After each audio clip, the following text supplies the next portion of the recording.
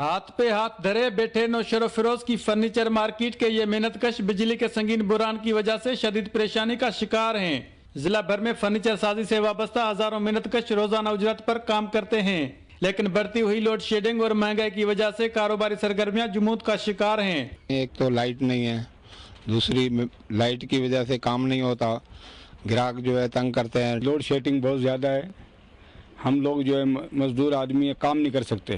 دوسرا یہ ہے کہ کاریگروں رکھتے ہیں، انہوں کی دیہڑی جو ہے گلے پڑ جاتی ہے۔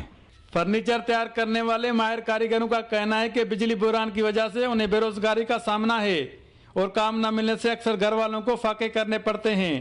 گورنمنٹ کا کسی بھی طرح کوئی تعاون نہیں ہے، حالانکہ یہ سب سے بڑا تجارتی پیشہ ہے کارپینٹری۔ ابھی جہاں پہ 10 آدمی کام کرتے تھے وہاں پہ کام کرنے والے اس ٹائم پہ 5 آدمی موجود ہیں۔ نہ لائٹ ہے، ایک تو سامان اتنا مہنگا ملتا ہے تو یہاں پہ آدمی صحیح نمبر سے بنا کے اگلے کو افورڈ نہیں کر سکتا۔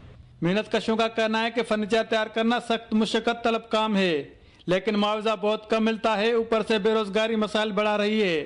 فرنیچر کے کاریگروں کا کہنا ہے کہ بڑھتی ہوئی لوڈ شیڈنگ نے ان کے کاروبار کو شدید متاثر کیا ہے۔ حکومت لوڈ شیڈنگ کے خاتمے اور ان کے دیگر مسائل حل کرے تاکہ فرنیچر سازی کو تباہی سے بچایا جا سکے۔ کیمرہ مین حسین سمرو کے ساتھ زاہد راج پر سما نوشر فروز۔